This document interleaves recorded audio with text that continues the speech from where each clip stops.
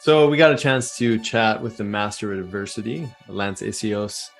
He's like a brother to us. Yeah, he's an amazing guy. He's been through so much in his life, and so many times we hear stories about patients and their story, and some people are able to navigate a way out, and some people aren't. Some people get stuck, and I mean, he's really someone who's embodied, embraced this self-awareness, and really cultivating that introspection, and now he's written a book on these really core principles of adversity. And really teaching how you can utilize these principles in your life and with your, whether it's your daily habits or figuring out what archetype you are and where you want to go. And I think it's such a needed book, especially in the times that we're in today, so we can take that power back that sometimes gets lost when we're moving through challenges in our life. Yeah, because so often we can interpret something that's going on in our life as good, bad, or wrong. It shouldn't be happening this way. And really the invite is to look at it through different lenses, like you said, and be able to embrace this the discomfort, I guess, and embrace more of your agency that you have that you maybe didn't realize you had, so you can move through your challenges with more grace. So enjoy. It was a great conversation, and please purchase his book. It's going to be a good one. So I think there's been a lot of lessons that we've all learned over the last couple of years, and with all the different challenges and pivoting that people have had to do, we recognize that one of the core things that people need is community and connection. Right? Yeah, we often talk about like all dis-ease processes, all discomforts, everything comes from a place of disconnect. And these last couple of years, I think that's what's happened for us, is we've felt disjointed and disconnected in so many different ways, and community really is the only way to bring that back within ourselves, so that we can be in reflection with others and with an understanding with others too, and knowing that we're not alone moving through some of these transitions and challenges and all the illusions that we're in right now. Yeah, and so what we do to really support and create community is that we've got a Health Ignited membership group that we take people through a teaching and an experience and invite them into our fold, and we do this on a monthly basis. Yeah, it's a container where you get to know one another and you get to understand each other's stories, so that again you can reflect that story back to yourself and understand yourself even more, because really that's what it's all about, is that how do we constantly become more and more curious about ourselves, so that we can step into that remembrance of who we actually are, not who we've been told to be and how we're supposed to behave. But really it's this invitation to be a part of this like club. We're calling it a club.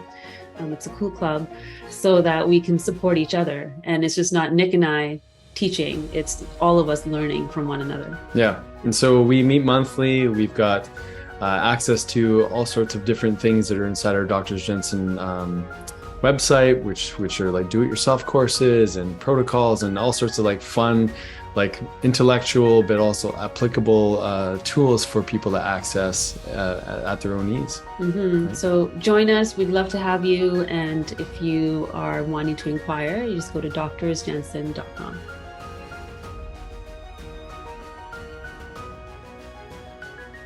Hey again, everybody. Welcome back to another episode of Health Ignited with Dr. Nick and Sonia Jensen. We've got an amazing guest again. You've seen him before, the legend, the myth, the man, Lance Essihos, and he just recently released his book into the world. So we had to bring him back on because he's like a little brother, and we just love him so much. So we're so happy that you could join us again, Lance. I love you, bro. I love you guys so much. I always get excited when we get the opportunity to chat and connect. And I think we've all been through, a lot the last couple of years, just like, to take us where we are today. So I'm super grateful to connect again. That's awesome. So, I mean, Lance is all over the world. He was in Florida. He was in Mexico, Brazil. He's now in Colombia. He went through Argentina. He's a bit of a globetrotter right now.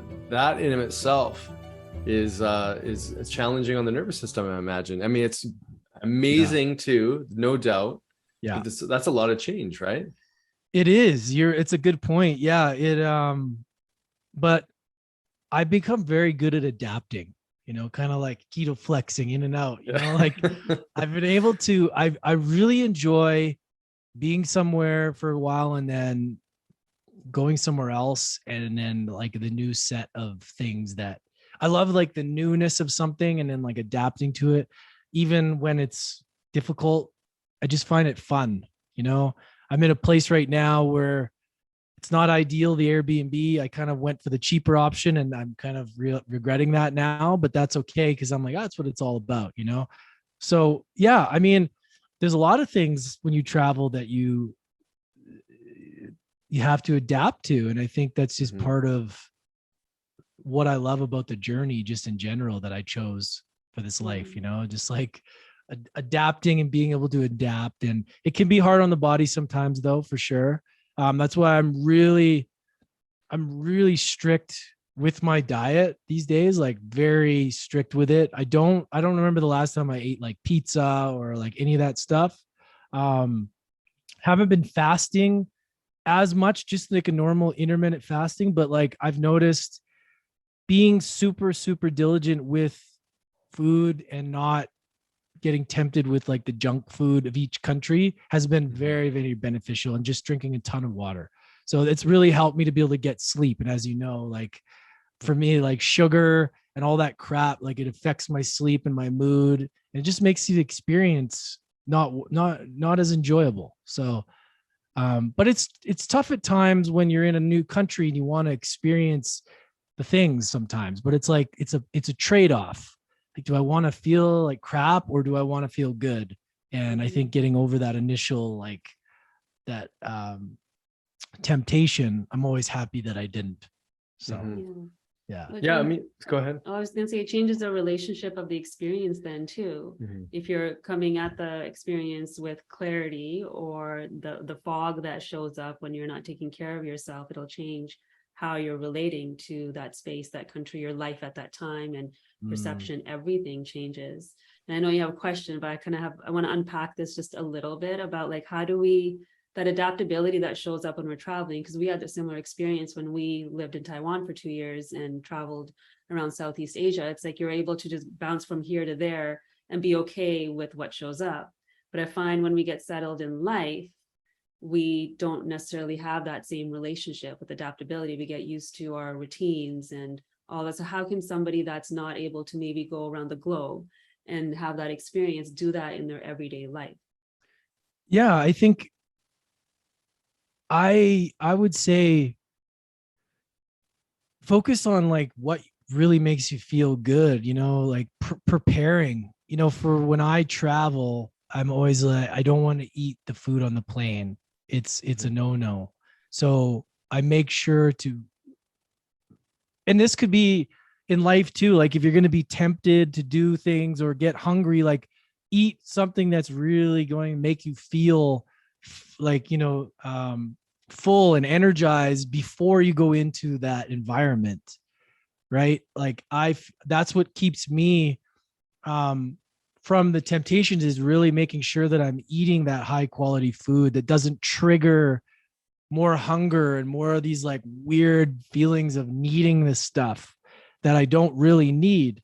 And I think it's what I do in real life when I'm in a place, but also helps me when I travel as well. So yeah, I think it's paying attention to like what food makes you really feel good and energized. And yeah, and I mean, there's not like a big crazy answer for me. It's kind of like I've paid the price of not doing the things that make me feel good, thinking that a new outcome would come.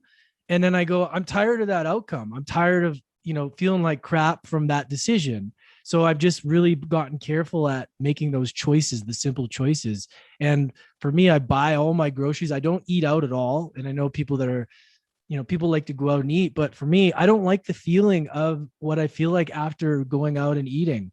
There's a couple times I will do it, but I always feel it after. And it affects my sleep. I can feel it immediately. You guys could agree with me too, right? But it's like, it's the thing that I'm not willing to pay that price that much anymore.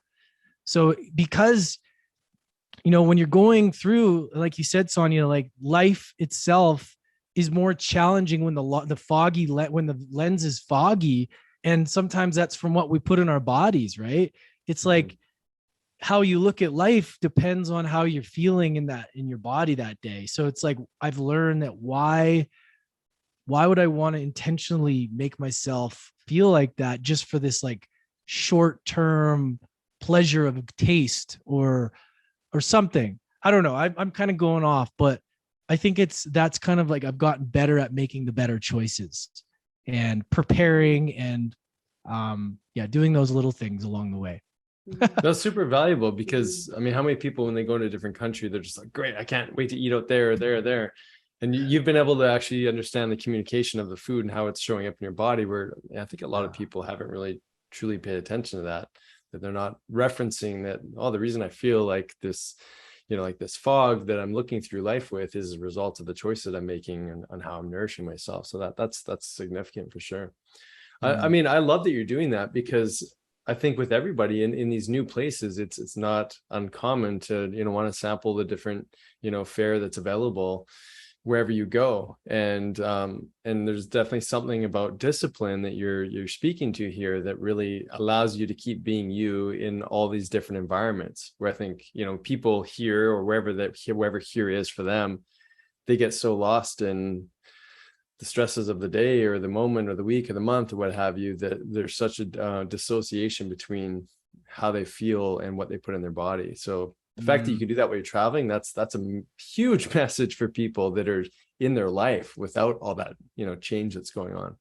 Yeah. And yeah, no, go ahead, Sonia, if you were gonna. Well, I was just gonna say there's this like element of us needing to always fit the environment somehow, to either feel like we belong or we have some form of significance or whatever that might be. And what traveling teaches us is, or what it feels like what you're saying is like, how do you become true to yourself?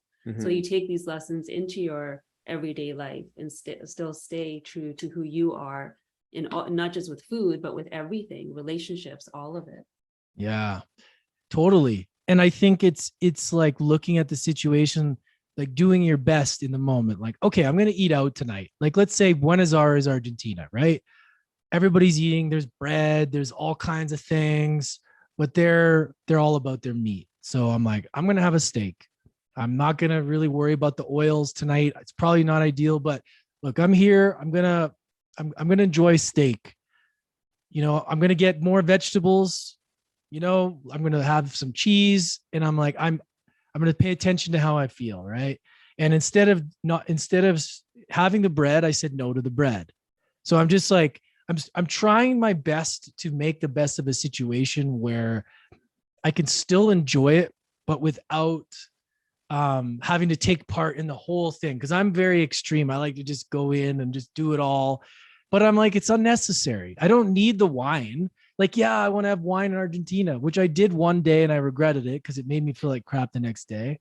But yeah, like that experience is great. Like have the wine with it. But I'm like, do I really need it after the meal? I'm like, I'm glad I didn't have it. It's now I feel great. I had the meat, I had the vegetables, I had the cheese.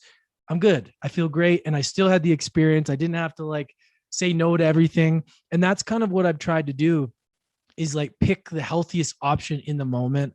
I'm not super dogmatic about it. I just know like, okay, pasta's not a thing for me. I've gotten in shape and out of shape so many times. And recently, after doing the 75 hard program, I've gotten to the best shape of my life, and I ain't going back there again. I'm not going back into getting fat again. I know how it works.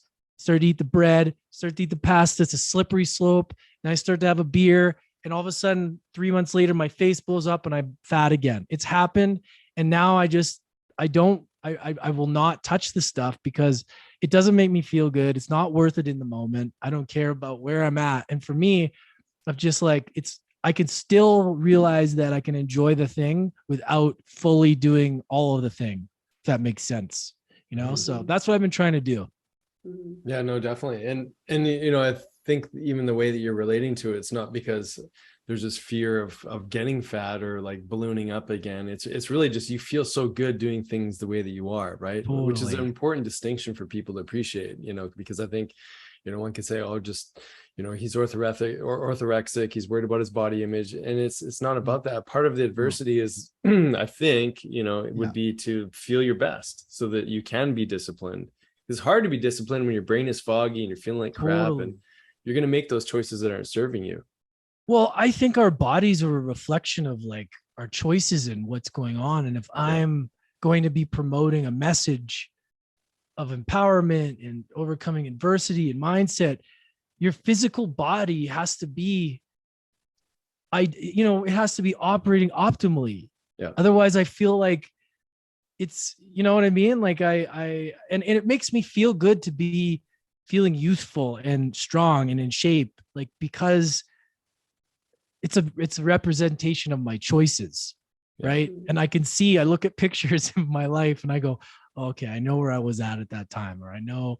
And I just feel like you're right. It's not that I really care about that. It's like, I want to feel my best. And if I'm promoting a message, just like you guys say, live it to lead it. Is that what you say? It's like, you got to live it. And feeling good in my body and confident and in shape is a reflection of my choices, and it just shows up in the other areas of my life. So if I'm being disciplined in that area, then I'll more likely be disciplined in other areas too. So yeah, and that has been more important to me than making all those small micro decisions that aren't ideal in the moment. And those add up over time. And then it's like, oh, I'm foggy, I don't feel good, I'm out of, and it affects your hormones, it affects everything. Right. I'm super sensitive. And these decisions are really because if I'm not eating correctly with how I feel, like, and I will go into depression. I will feel down. I will know right away, oh, that coffee wasn't good. I knew that had that weird.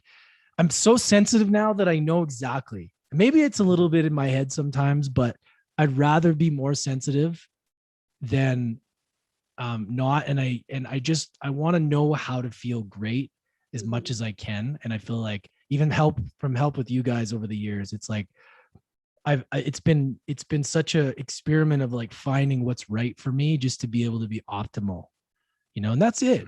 The energy we give off is what people receive.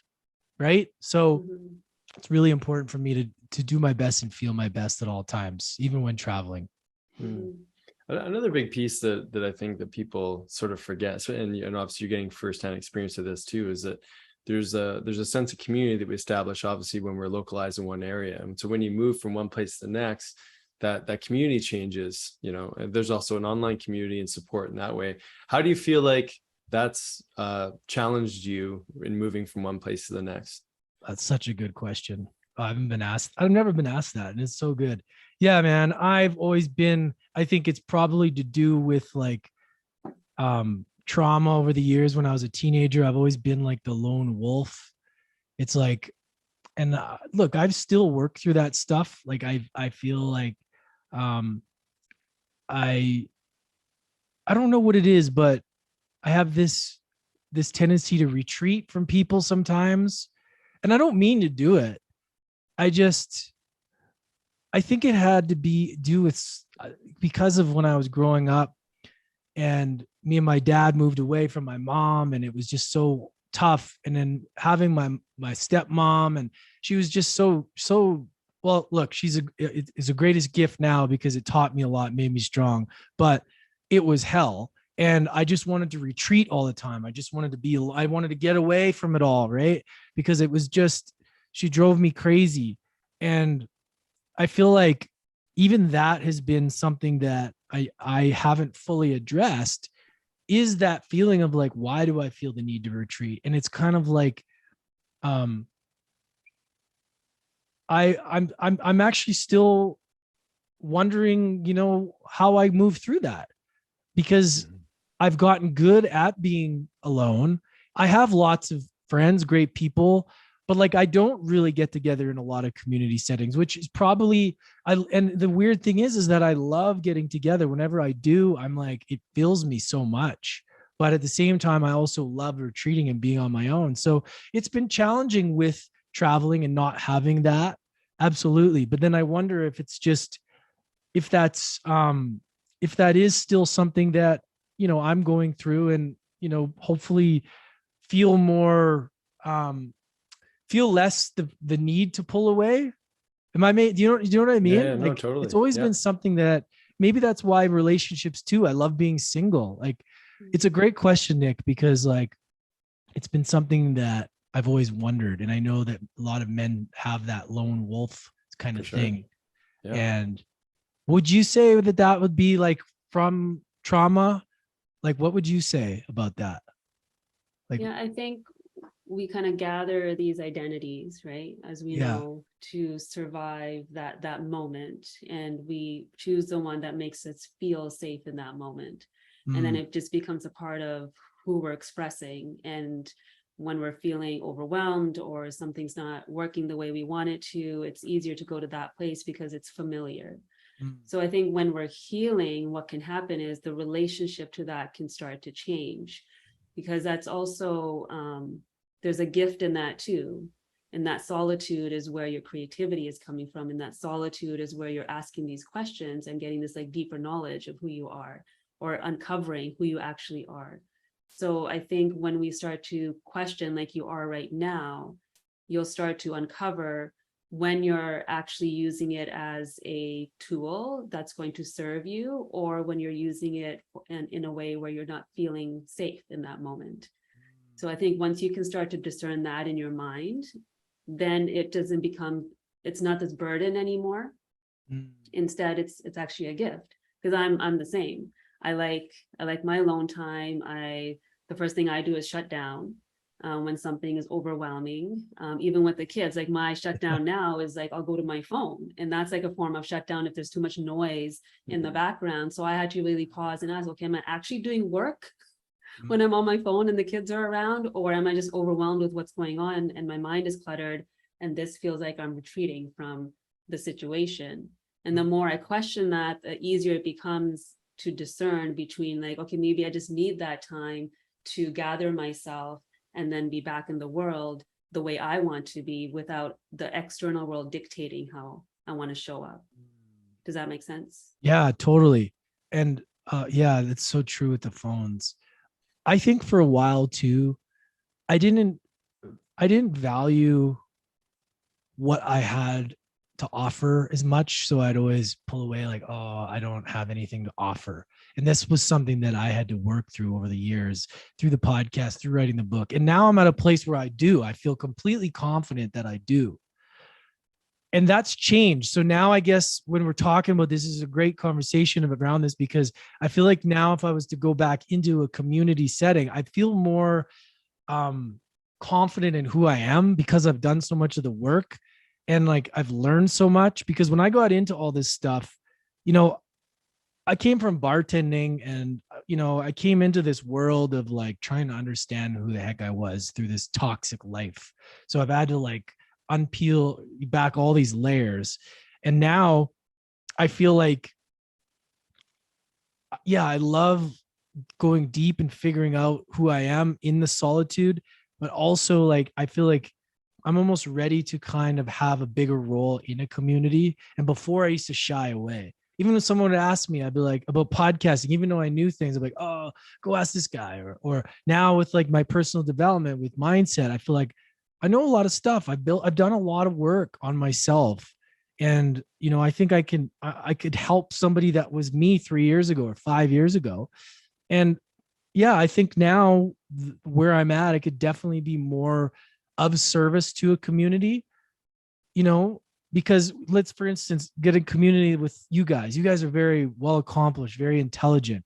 And for me, it's like, it's intimidating, because I'm like, what do I have to offer? You know, like, what do I have to offer? These guys know, you know what I mean? But that's the conversation. We probably feel the same way. Yeah, exactly. But that's the conversation I would have in Yeah. different masterminds or different groups. And I was like, and I'm like, oh man, when are you going to feel like you belong? Or when are you going to feel like you believe enough? And then I tell people that, they're like, what? You're crazy. And I'm like, that's what goes on in my head. Like, that's what goes on. And I have worked through that over and over and over again. And finally, I'm at a point now where I feel that. And maybe that has to do with my relationship with my dad, at being like him, not showing me love unless I do well in sports or school. I talk about this in my book about, I want to say that unconditional love was there for my dad because he's my dad and he's gone and I love him, but there wasn't always unconditional love. It was very conditional. It was very perform. You get that. If you don't perform, there's like, I got to go through a silent treatment. And it's like, I learn these conditionings that I need to do to receive love. And I think so many people go through that. And so that's kind of probably what I was feeling too in the moment. Like, if I don't have something of value compared to what you have, then I don't belong or something. But now I feel like I'm finally at a level that I don't feel that. I feel like I've developed a level of belief from doing something consistently over and over and over again, to where I'm the judge of that within myself, not social media, what other people's approval is, but like how I feel about myself. And it's taken time, but I think that's a journey for everybody at feeling that, and understanding that belief is there for some people far before, and that comes later. I don't know. It's been tricky for me, but I guess from the doing and the accomplishing, it's helped me get there. So in a way, it's a blessing too, from having that mindset a little bit, that if I accomplish, then I'm there, but it's not necessarily that useful for everybody. Yeah. And yet it's staring us in the face all the time. I can't help but think, when we're in community, the community becomes or almost like a sounding board, a way to reflect who you are towards. And when that's not necessarily there, for so many people in isolation, like, I'm not just talking about you here, I'm just talking about people in general, their sounding board is social media. And so their reference point for being validated by a community is so distorted. I mean, it's so messy, right? And to think that most of us do that, especially over the last couple of years, with the amount of isolation, and even just to express, say, a point of view, or to feel like outcast in your opinion, because you're seeing such a distortion of reality on social media, whether it's the highlight reel to opinions that the collective have. That's our sounding board for so many. And I think that, what the interesting paradox of traveling is also that it's not comfortable for like 99% of people to move around in that kind of way. And yet you find solace there. You know what I mean? And so, to say that you're at a certain level or haven't worked on something, I would say, like, I think what Sonia shared was beautiful, but also, you're not afraid to show up as you are. And regardless of what the sounding board is reflecting back to you, you're still going to be you. And so I think that's part of your gift, is that you're able to shine as you are, regardless of the environment. But I think it's also a really important message for those out there that are looking for validation when they don't have whatever community that is. And the distortion to their own personal reality, I think, is what creates a ton of suffering. Yeah. Right. Totally. I also find for a lot of us, it's like taking up space is really uncomfortable. And when you're showing up as you are, because we are bigger than what we actually feel. And that means taking up space. And taking up space means eyes on you, or what opinions about you, or whatever that might be. And then that creates discomfort too. So how can you help others, or what would you say that people could do when these thoughts are showing up? And for me also, like, I'm speaking at a conference in like 2 weeks, and it is my nightmare because I'm speaking to colleagues, and I've always had that thought that I'm not as smart as them. I used to sit in the back of the class, not ask a question, just did my work and got out. And so I'm having all these like moments of like imposter syndrome, and all of this is showing up, even though I know all the things, right? So how can you help me, and how can you help the listeners when we're dealing with these thoughts that are showing up? Yeah, I mean, it's funny that you say that, because I'm like, Sonia, you have, like, the way I see you is like this, like, I just want to listen to everything you have to say. Like, you're so good at what you do. It's so wild how we think, right?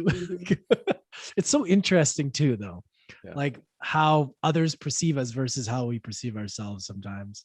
Yeah, I mean, I just try and get that level of belief as high as possible. And I think that comes from, for me, doing the things that I know I need to do to build that confidence. I feel the most confident when I've done the things that I know work. My soul is like, or God is like, good job, good job. You did it. You did what you did what you say you were going to do. You honored your truth. And I feel like you do that consecutively, it builds and turns into confidence, which turns into belief. So I would say give yourself a few days of building those wins ahead of time, like a few days out, like start doing things like little things, start getting, check marks on the board, just, yeah, I'm feeling good, and not just wait till the day of the speaking, like build that over a week. And then, the day of the thing it's just another day of confidence. I've done this for a few days. I feel good. And then you step into it. That's how I feel that I have the most confidence in what I do, is when I have done those things that I know work for me. And we all know what those are. And sometimes if we don't do those things, then it's like, it can create this feeling that I don't like the feeling shame. It's not the idea, but it's almost like we know that we need to do it. So it's like, it's like keeping them made very simple and just making sure that if you do anything today, that those things get done. And I that's what I do. And if the times that I feel the most confident are when I've been able to honor those things. Like for you guys, you have your daily practice, right? I mean, it's non-negotiable, right? And if you don't do it, you probably feel off. For me, it's like my meditation, even though I know it works so well. If some days I don't do it, and I'm like, oh, you should have done it. Like, better, but I'm not going to beat myself up. Tomorrow's a new day. But, journaling, reflecting, gratitude, reading, 10 pages of a book, and then movement, sweating. I'm like, I feel great. Those are the things. And if I do those consecutively, then I step into like my greatest self. And I'm able to listen to I'm able to feel into my intuition, and the message is clearer, and I'm able to just silence out the stuff that doesn't matter as much because I'm so connected to the things that I know work. So that's kind of a long answer that, it's a great answer. But that's what works for me. It's super simple. I think we try and make it so complicated. And again, at the end of the day, like everybody has their things. Like everybody that we see is so successful. And this is what was so great about, you guys probably see it too, with having, interviewing people and talking to them. It's like, there's always that thing that somebody that you think has it all figured out has. Like, you're like, oh, really? You think like that? And it's like that for everybody. Mm-hmm. As soon as you can get them off that pedestal that you put them on and you just talk to them as a human, you're like, oh, you're just like me. Mm-hmm. Okay. Like, and then it becomes like everybody's the same. We're all just going through, and we're all just trying to overcome ourselves every day. And I think letting yourself off the hook that we're not perfect, and we're never going to be, and nobody is either. So who cares what who cares what they think with what we say? Because as long as we're saying it from a good place, whatever, and that's what I've had to do when I share on social media. I'm just like, is this coming from love or fear? Am I saying this to get a reaction, or am I saying this because I actually want to talk about maybe something difficult, but give people a way out of that thing? And I think that's the problem with social media too, is like people are they're just showing their like wounds. They're just showing their victimhood. It's like it's like they're stirring the pot. And I think there's a difference between speaking about things and giving people, talking about something difficult, and giving somebody an inspired way to like out of the shit, so to speak, rather than make them feel worse. And I think a lot of people are just looking for some sort of reaction or some sort of like, and it's just a projection of how they feel. And you just want to give them a hug. You just want to go, look, you just need a hug. You need more love right now. Yeah. Right. So anyways, that's kind of what I have to say about that. Yeah, I love it. Yeah, I mean, I can't help but think like it's like Tony Robbins talks about state changes, or flow state. Yeah. Stephen Kotler talks about that. All the best aspects of ourselves, that creativity, that belief and everything. I mean, it comes from us being and feeling our best. And, if I think back to any conference that I've been to, I've never been like, wow, that guy's so smart. I just love, or that female, that woman is so smart. I just love listening to him or her. It's always been the one that have moved you emotionally. And I think that's some of the thing that I think that about yourself, that obviously Sonia can move people emotionally, and Lance, you do this all the time as well. And that's what people really remember. They remember that emotional state that they feel when they hear people speak. Yeah. It's just like, I know for Sonia's talk, a lot of it is, case studies and sharing, different successes or challenges with patients. And so it's very like left brain, and that's not where Sonia wants to dance. You know what I mean? Mm-hmm. But it's like the lessons that Lance is sharing here is really, you still get to dance as you, and you can prime that into your physiology leading in, and then, how you deliver it. Obviously that's part of your magic. Yeah. Speaking of, I have this like quirky thing that I do that I don't think I even share with you. Oh, here we go. Let's hear it. Like big, and maybe people can do this for themselves, but when there's big things coming up, like when I did Zach Bush's talk, I usually put on Bollywood music and do a dance because I know I'm really good at that. Yeah. And so it builds my confidence. Amazing. And then I get in front of the camera and I'm okay because I've done that thing. Like you were saying, do those things that build you up and give you confidence. And that's my weird thing that I do. That's not weird. That's amazing. No. That's amazing. Like that right there is like, that's the whole life experience, is figuring out what that quirkiness is for us, our unique sauce. What brings the unique sauce out? Like that is so fascinating. Like what brings that out from you is that, right?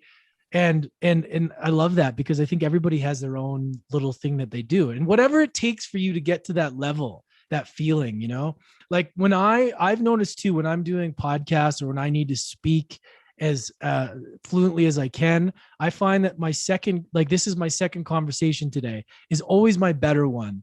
I feel like this first one is kind of like, sometimes I'm like, what am I even saying? And then sometimes the second one, I feel way better. So it's like, I've learned that, okay, if you really need to speak clearly, like there's certain things you need to do first. And there's times where I don't do them and I'm not as eloquent as how I say it, not saying now that I am either, but in general, like I've kind of learned what works and what doesn't. And I've learned also like, go easy on the coffee. Don't drink too much too early, because then you crash. Like there's certain things that I think that I hope people have that awareness within themselves. Like, I don't know, some people don't seem to, they just drink their sugary drink and eat the thing. And I'm like, doesn't that like affect you? Like, it's like, what are you made of? Yeah. Like, how do you, like, I don't understand it. Like, I mean, we see it in our kids. If they eat any sugar, like they're crazy, and we keep reminding them, okay, look, what were some of the actions leading up to this moment? Why do you feel the way you do? It's like we need a little check-in moments with ourselves, right? Mm-hmm. So Lance, you wrote a book, and it's amazing. I mean, I love the cover. I loved everything you chose to speak on within it, and we're still waiting to get our copy. Can't wait for it.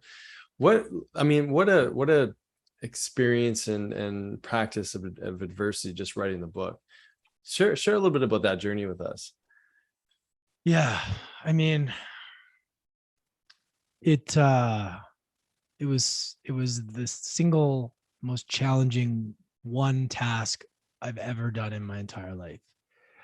Like, it pushed me in every area possible. That's why it's so powerful. It wasn't a book that I just wrote in a weekend. It wasn't a book that I just designed as like a giveaway. It was like I literally put my blood, sweat, and tears of everything I've done in my life into this thing. And from the beginning to the end of the process, from the idea, it took us about almost 2 years. And it was tough because I suffered from, the imposter syndrome and the belief aspect, and who's going to care about this? Like, who really cares? Like, I'm not an author, and all the stuff. And I had to force myself to silence that and think about the end result of the people that I'm going to impact. That's more important than the doubt and the fear, right? Because that's always going to be there. And that was challenging, but was even more challenging is when I was told, like, by my my author coach at the time, Samantha Joy, and now my publisher, she Landon Hale Press. She would, once we had the manuscript and we'd get it, I got it back. It was like, okay, I needed to go deeper on things. I needed to tell deeper stories.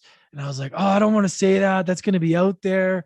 Oh, my parents or my mom and my family, like, and she's like, you got to go there, you got to do it. And it was tough because I had to revisit talking about the story of when I heard losing my dad. And I had to go back and kind of relive that and tell that as much detail as I could, because I think it's important. And, some of my partying days, and it really reflected who I was and who I was at the moment. And it was interesting because I wrote the book in different countries too. So I was looking at it through different lenses of the environment, from Canada to US to Mexico. I finished in Mexico, but like in Costa Rica, planning it out. There's a lot of energy that was put in from different places. There's times where I was sober and there are times where I wasn't. And it was just like this, it was just like a real raw edition of me that just was like in this book. And I really did my very best to just share it from the truest place that I know how. And that's how I do any of my stuff, is just be myself. And man, there were some days where I had to dig deep. And once it got finished, we had to go through a bunch of different processes. And then, finally, dealing with the cover and not being done right, and all the production side of it. And then the publisher going bankrupt, all this kind of stuff. Right. And it was just like, wow, this is really, if you choose in Mastering Adversity, like you're really going to be dealt some, right? Next time I'll choose Mastering Abundance or something like that, but it was really the main thing about this book is that I wanted it to be not only my own stories, like anecdotal stories, but like a formula.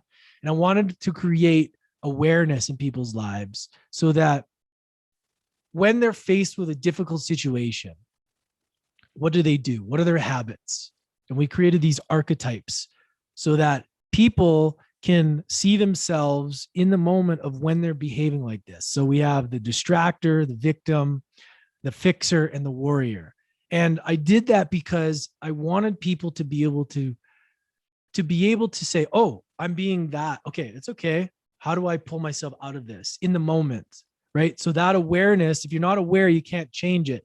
So it was, I wanted to create a formula for people that they could actually use. And what's really powerful about this is that I was going through some very challenging times, and I had to go back and look at my own stuff. Like I had to ask, what am I doing? Like when I was falling into this, I had to read my own stuff. And that's where, even saying this, I feel like, what? That's crazy to even say, because I feel, I don't know, some sort of like imposter syndrome coming up. But like I actually had to take my own advice in my own life and use the formula that I was using. That's when a light went off and I was like, oh man, this is actually, you actually did something like good here. Like this is actually like, and saying that was hard because I was like, that's not good enough. It's not this, it's not that. But I was like, this is actually pretty good. And if I can use it, in my own life, and I take a lot of pride in only teaching things that I use in my own life. I don't want to pretend I'm an expert in things I'm not. But in this process, I actually used the methods and it helped me through my own stuff and overcoming myself every day. So that's why it's powerful to me, because it's very real and true. And I think that it's useful. The formula is useful for moving through. And I think that we have been or going through difficult times.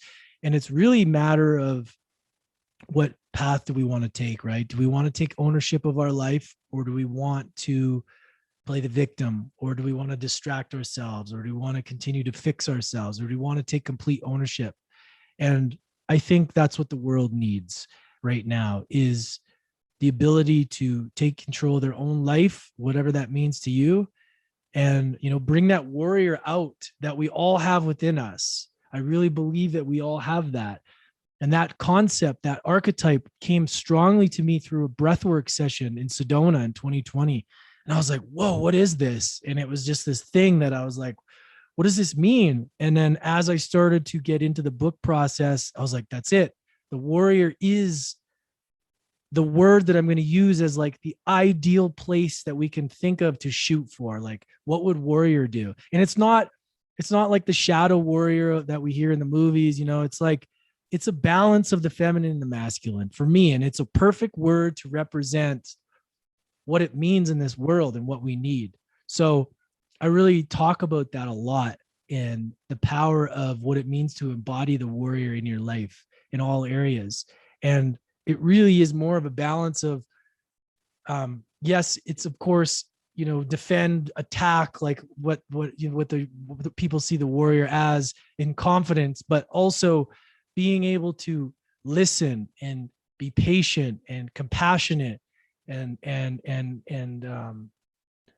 empathy, and to be able to slow down and listen to your intuition and feel into a situation versus reacting. And that's why I use the warrior, because for me, it was the best representation of what to feel into in the moment of adversity and how we can like embody that. So there's a lot there, but that's kind of like what the book is and what it's about. And yeah, it was a journey. Mm-hmm. I love it. I mean, I love the archetype of the warrior. I mean, I think of like a warrior, you know, as you said, it's not just the typical, you know, war and going to war in this, you know, it's balancing the duality and observing the war, but not necessarily having to be in it, because you have the knowledge to be able to navigate where you maybe need to put some extra effort, where you need to be more passive or reflective. It's a beautiful archetype, and I think that you absolutely do embody that. Even just hearing your story of, you know, living in these different countries, still being disciplined with the food that you choose, being mindful of how you feel and the choices that you make and how that impacts your life. Mm-hmm. So, you know, when I hear you write the story, or write in your book, I mean, you're living the story at the same time. And to do all that, you know, in the middle of a pandemic. I mean, Sonia wrote her book in the pandemic as well, and I remember her saying, you know, there was times where you're having these emotional hangovers, because when you're digging into those dark crevices of life that you just know they're there, and you know it hurts to go look in those places, this is where that self-care comes in. So I'd love for you to sort of like talk about like what's the recovery process when you start to open some of those wounds and dive in and, you know, find out more about who you are. Yeah, I mean, even the emotional hangover you get from when the book's out, it's like, oh, it's interesting because it's out, and then it's like, oh, now what? But I remember whenever I think like that, somebody just sends me messages like, hey, I read this. This is amazing. I'm like, oh, okay. It's like the universe just winking at me, like, just don't, you know, stay up. Don't hide. Yeah, just that's what I felt like. I'm like, oh, it's out there. People are holding up the cover and taking pictures, and I'm like, oh my God, this is the weirdest feeling. Like somebody's got my face, and I haven't even read the book yet, like physically. It's so weird. Like I had to like sit, and like the first time somebody tagged me the other day on social media, I was like, this is bizarre. I was like, this is so weird to see. I was like, I started to feel like naked, like, oh, like I want to hide right now. That was perfect word, Sonia, because that's what it felt like. Like it's because I did it for a while. And I had to bring myself out of it. Yeah, it's weird. And I'm like, oh no, I want to take it back. Give it back to me. Just kidding. Just kidding. It's a joke. None of it means anything. No, I don't know. It's going into those places. Yeah, I mean, I love working out. I like getting a sweat. I don't feel myself unless I just go for a good workout, you know, for me. And that does it for me. Sitting in the sun really helps. Yeah, you know, that's journaling really helps. But I think my biggest thing is working out. That's like, it solves most for me. Just going and pushing myself, choosing the adversity in the moment of physical adversity. It like opens up this feeling that nothing's as bad after. Nothing's as challenging after I choose to push myself hard.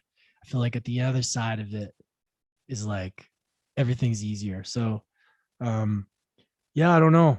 Self-care, just That's the making warrior sure that, way too, isn't it? Like, yeah, the and warriors like embody the physical, diet things. is everything too. Yeah. Right? Like there's this weird thing in our culture that rewarding the body is like this eat crap. Like eat, that's a reward. Yeah, it's one part of your body gets rewarded, your taste. The rest of your body suffers. Yeah. What's so crazy to me? Like, why is that the reward? Your body you should get something that your whole body loves, like as a reward.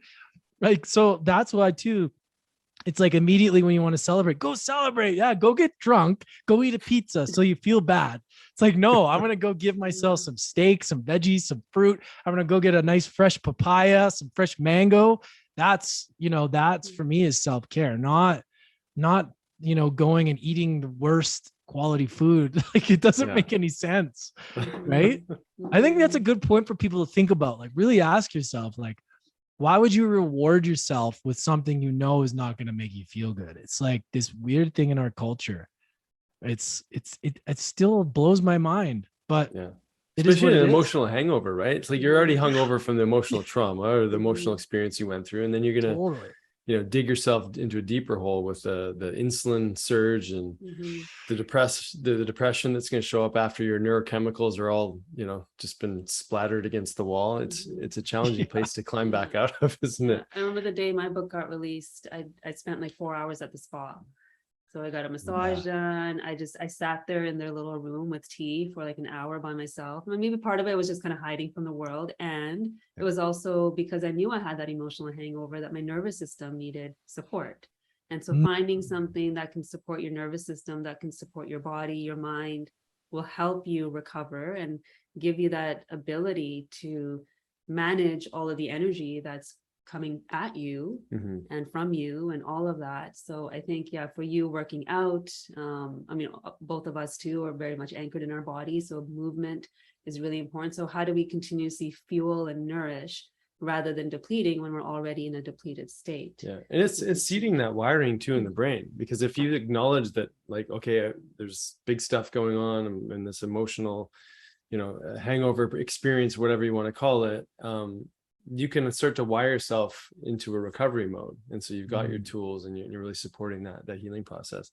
I don't know if you guys want to get into it, but there's some interesting stuff that happened for both of you. And then obviously, Lance, share your experience, because part of the adversity, just launching and releasing your book with your publisher, like, my goodness, like you birth your baby out into the world and you're feeling vulnerable and all these things. And on top of that, the structure, the container is supposed to be the delivery mechanism, just disappears like crazy right at the launch, right?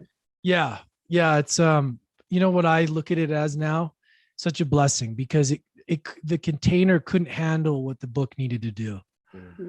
That's what I think, because I visualize this book every day in meditation, almost every day since the idea came, and I just don't think it could handle where this thing's meant to be. That's the only way I could say it. And it sucked 3 months out. I mean, it ate up the entire place of like the marketing of it. But then I had to come back to Warrior and go, all right, what would, you got to acknowledge it, but like, now what? And it was constantly situation after situation of me having to step into that higher self, which is the warrior, and like take the high road. And, show compassion and empathy when I didn't want to. And I was like, okay, I'm actually doing this. And like, that was the lesson for me. And then what happened? A better opportunity for my dear friend, Samantha, came up. She just happened to start a company, Landon Hill Press. And now, she's very connected and it's more aligned anyways. So after seeing the success with the launch and how it did, and was on my 39th birthday, it was like, it had to happen. So I'm almost grateful for it. But yeah, it really sucked because we're still working out things that, didn't go right, obviously. Right. But obviously there's always the blessings. And, There's always the gifts in those moments, which are tough to see. But like I said, when you're naming a book Mastering Adversity, you better expect that you're going to have to test your own theories out. And if you can't hold space with in your own life for yourself and the people around you, then, you know, it's not a great idea. Well, it's not a good idea to write a book about that. And I kind of felt that while writing. I'm like, you need to really step up your game with your emotions. Even with my own team and my business, we had to make pivots. Financially, things weren't going the right direction. And I'm like, man, I'm being tested here. But that was the lesson. That was the lesson, was, can you take your own advice? How do you show up in your own life? And it was just full of tests. So now it's out, and now I got to step into that, being okay with it being out there, and the next level of like you're doing, Sonia, getting on stages and being confident in my message. Like when someone asked me about the book, not being afraid to speak why I did it this way, and this is my opinion, and that's okay. Like trying not to justify like why I'm saying things, because I'll get challenged on it. But, you know, especially about the warrior, some people would disagree with me, but like I'm owning it because this is my take on it. I don't care what anybody else is saying. But even that, while writing it, I was like, oh, I don't even know if I'm confident enough to talk about this kind of stuff. It's like, that's the next level that I think once you write a book or you put anything out there, it's like, all right, now you need to step in to that power of like owning and talking about it, being comfortable with people not agreeing, because it's worth it for the people that need to hear it. And that's kind of where I'm at, is now I'm like, all right, now it's out there. Now I need to level up again. And seeing people like the book pouring out and like seeing people hold it up, I'm like, oh, this is making me very uncomfortable, but maybe this is the next level of myself that I've been asking for, right? We ask for these things. You know, I remember at our retreat, you know, we wrote down all the goals, and I was like, you know, I remember, and it's like, we ask for these things, and then when they show up, it's like, oh, no. Just kidding again. Already. I don't want it like this. It has to be exactly like this. It's like, well, these things come. Like, when do we expect, when, you know, you want to speak on stages with big people, Tony Robbins, or, you know, whatever, you want to roll with these big people. Well, how else is it going to happen? Right. It's like, it's going to come and you're going to go, oh, this is it. This is the opportunity. This is the thing. And you have to be ready to answer the call in the moment. Right.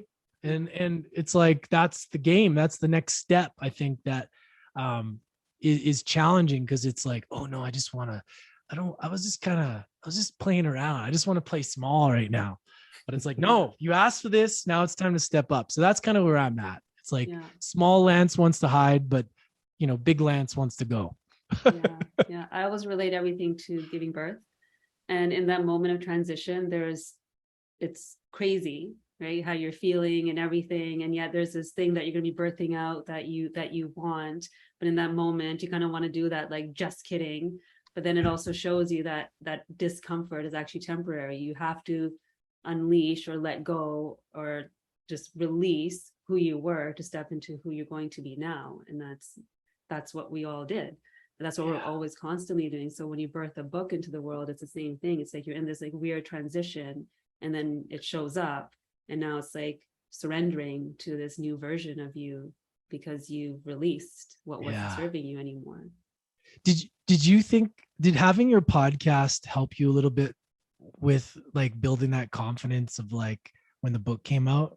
Because for me, it helped a lot. Like, I mean, you're a lot more accomplished than I am as far as like what you've done. Saying that, but I don't think that's true. No, but I mean, you guys are freaking doctors, and you know, you guys have treated patients, and I'm just meaning like, for me, like that was my thing that like gave me the confidence. Like if a book came out and I hadn't done podcast, I would be like, I can't handle this. So it's like, that was like the thing that was almost like opening the door. And then now because getting the validation from the podcast was like interesting also, but then the book was different. But I just like, for me, the podcast was kind of like the first teaser of like getting some of that and the confidence of like speaking and talking and all that.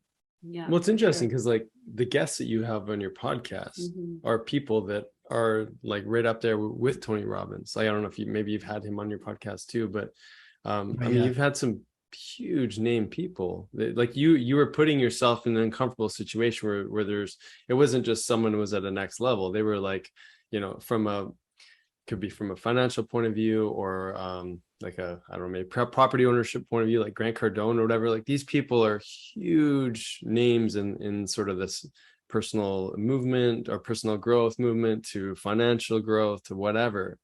And, I think for sure, like that must have been, such an amazing platform for you. And then you get a chance to speak and test out, that's what you're talking about, like the sounding board. You're getting to test out your ideas and what you've applied and what that means to you, and to these really, people that have probably been doing that for longer than all of us together, right? So pretty cool that you had that opportunity. Well, just feeling like you belong at the table is like an interesting feeling, right? And it's taken me years to feel like that. And it was always like that, even when I was in the bar industry, or when I was always like, yeah, but that guy's better than me, or that guy should be captain, I should be assistant captain. Like there's always like, and I'm like, where did that come from? It's such BS, But I think the podcast helped for me to realize that I belong at the table. And doing ayahuasca really helped last year too. Was like, I saw my future self, and it was just like, you just need to believe fully. And the lesson has faded a lot from that, but it really helped a lot too. Just the message I saw of like who I could be, I just needed to feel that and see that. And then when I came back, I was like, okay, but that takes some remembrance every day of like trying to remember that. And it's easy to fall off that and to go back into the old programming. That's why we got to do the daily thing every day, right?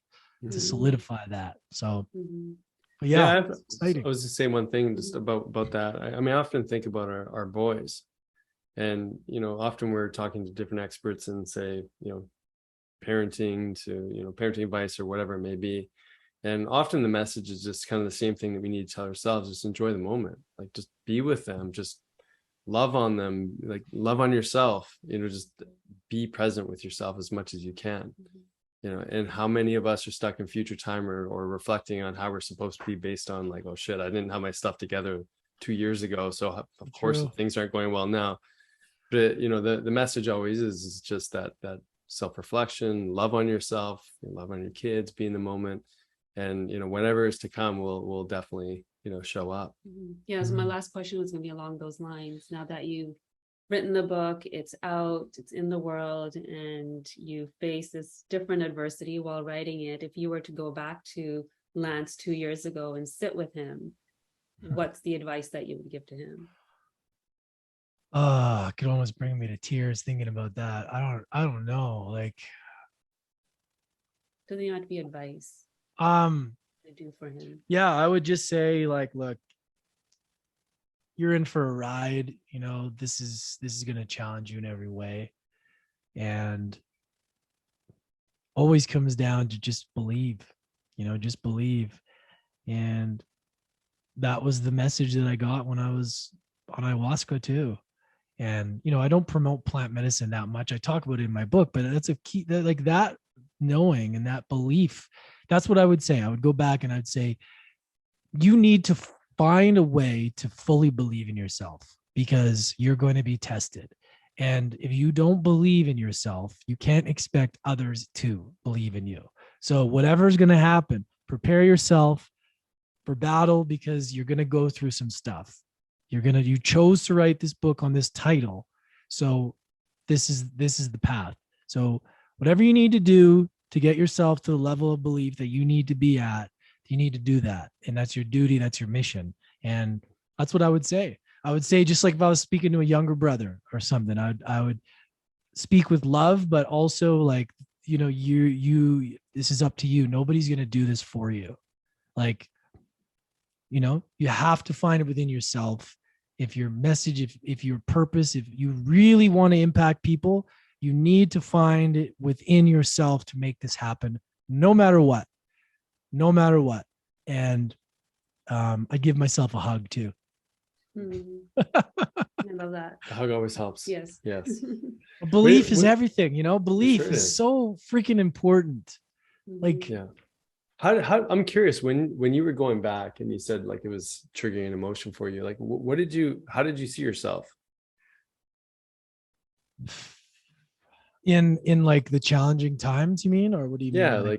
like how did you know, often when we step back, um, often I see a version of myself that just, Yeah. you know, is maybe not fully knowing, or like you said, not in belief, but you know, something that stirred an emotional response from you is like Yeah. you must have had an image of yourself. If you wouldn't mind sharing, just like Yeah. what did that guy look like? I was just lost, I was in a cloud. Um, I didn't feel like I had any value in the world other than bartending. Not to say that wasn't that industry taught me everything, well, not everything, but most, it gave me a lot of tools. As you know, it's like a very useful way to grow up and learn. Yeah. But I just felt so useless to the world at the time. I was like, all you got is your people skills. Like, that's it. You got your looks, you can schmooze people, and you're being rewarded for it. So you better double down on it. And I just remember um that was just that I accepted. I'm just the guy. I'm the party guy. I'm just that guy, like, and it didn't feel good at times. So I had to go back and feel in those moments of like, describe moments of like what the room looked like, feelings of almost having like freaking anxiety, heart attack at the same time, not being able to sleep, sweating in a pool of sweat, like the stuff I put my body through. I had to go back and relive. And I was like, man, I don't want to go back to that again, but like I was a different person then. I knew in my heart that the life I was living wasn't the one that I was meant to. Um, so having to go back there and like make peace with those moments was very healing. And I guess because each part of that, even like when I had to talk about myself as a teenager with my stepmom, that was so tough. Like those were the hardest moments of my life. Leaving my mom at 11 was like the most traumatizing thing that I never knew I was signing up for. Like, and it's like, it's crazy.